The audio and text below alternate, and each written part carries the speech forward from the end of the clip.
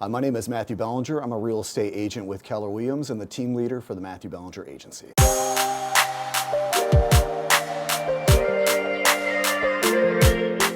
So this is what a successful rollout of your listing should look like. So when we are talking about pricing, one of the things that comes up a lot is most sellers want to be cautious and make sure that they are not leaving money on the table. I hear a lot, well, we can go down, but we can't go back up.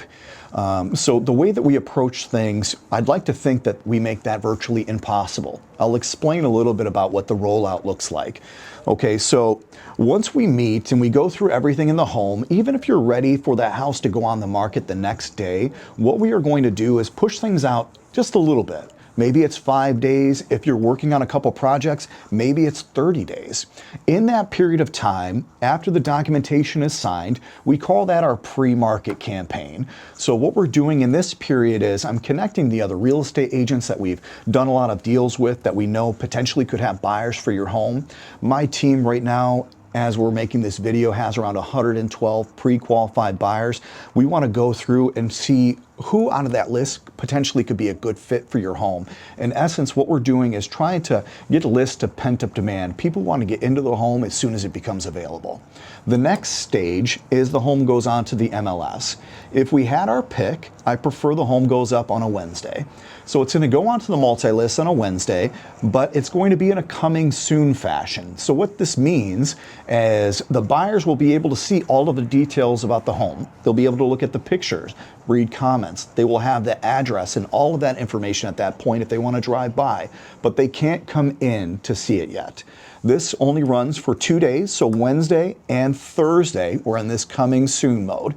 Friday, the house goes live on the multi-list. We're able to start having those showings. If we front-loaded the pre-market campaign and the coming soon properly, then we should have a really nice rush of showings. Let's say things go really, really well and we get our first offer on Friday.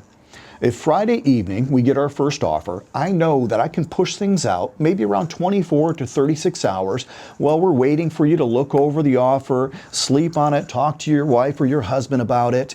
During that period of time, I want to check with everyone that came through the house on Friday. The next thing that we're doing, of course, is pumping all of Saturday's traffic through the house. If things go really well, and during this period we achieve our objective of getting a second offer, let's just say that that comes in Saturday evening. So Saturday evening we had offer number 2. At this point we can put together a highest and best deadline.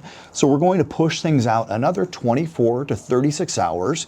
During this period we're going to have all of Sunday's traffic come through. We're also going to have a very heavily advertised high exposure open house placed right in the middle of that Sunday. So maybe in a 2-hour period we can get an extra 15 to 20 potential purchasers through your home. This, a lot of the times, will help us result in getting offer 3, 4, 5.